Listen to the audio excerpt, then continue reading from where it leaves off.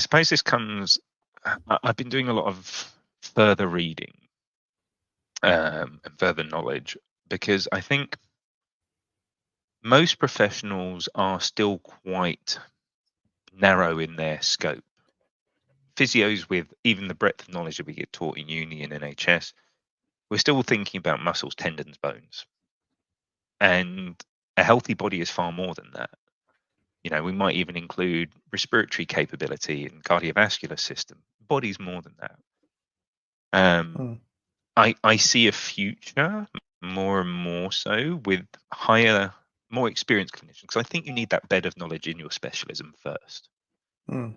But I've certainly found myself looking at the broader scopes of what is health, what is, that health span, for want of a better word, going to be like for a person. And this draws on some of the kind of healthcare 3.0 model talked about by Peter Attia in his book Outlive, and similar professionals in the field starting to include much more breadth of what is health.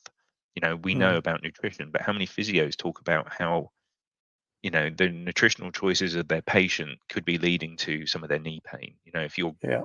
morbidly obese and you've got knee issues, I don't want to just write it all off to the fact that you are putting a lot of force through your knee joint, Mm. but to think that it has no effect on that situation is dumb. Yeah. You know, Yeah. physics are physics and force is force. Um, I've seen patients go through major weight loss journeys and improve their physical activity levels at the same time, and then they're like, "Oh, my knee and back pain's gone." And you're like, "Yeah, Mm. well, force." Um, so I think a healthy body is more than physical activity, staying fit and active. From um, reflections people have made on the amount of media coverage of stay fit, be active, do sport.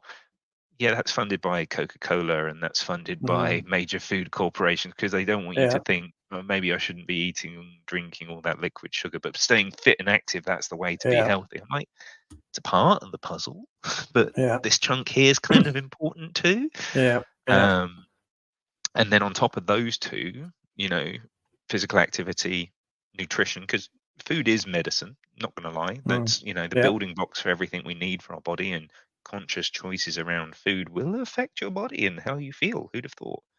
Mm. But then you've also got sleep.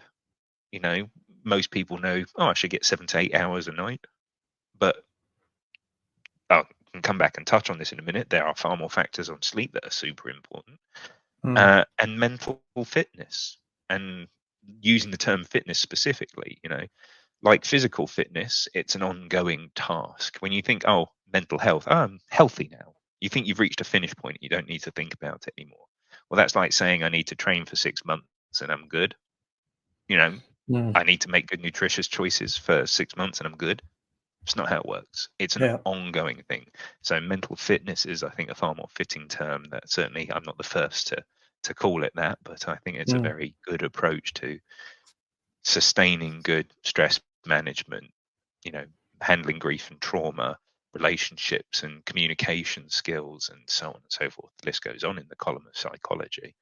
Um, but those main four pillars are essentially what we should start to think about more as medical professionals, even when we're dealing mostly with the physical body and activity and Mm-hmm. movement. Because if someone's chronically sleep deprived, then their problems to do with tendon health may actually be maybe due to lack of healing time, lack of sleep and recovery. Mm. They don't manage to they don't have a good routine around physical activity, or their eating habits are great until the stress hits them and then they just comfort eat. Dealing with this pillar comes into Yeah. how you're eating, and then how that affects your body weight, how that body weight affects how you're moving or your performance in elite sport. um, those four columns should all be considered, and we don't have one professional to manage all of them, and so Mm. they I don't think they get interlinked very well. Yeah. Something I'd like to do more of with people is start talking about that approach to the four major pillars of health. um, there's a fifth column which is essentially supplements and medication. um, but even Peter Attia, who himself was a pancreatic cancer surgeon for many years, he's like, this is actually kind of, do these 4 right, and you shouldn't need the 5th column very much. Yeah. Unless specific medical conditions like absorption issues for certain nutrients and so on and so forth. Yeah. So yeah, physio plays a major role here. I think it has an easy carryover to talking about nutrition and talking about people's BMI and body weight and habits. But I think adding in sleep and I suppose I'd probably be remiss to say that almost in every medical professional I've ever spoke to find themselves sometimes playing pseudo counselor to their patients. And if that's the case, maybe we need to improve our skills in that column and actually do some additional qualification or learning at the very least around those topics. Because God, the amount of times, if you know anything about the mechanisms of pain, you know that if someone's in a high stress, grief scenario or generally feeling depressed and struggling, then it amplifies pain.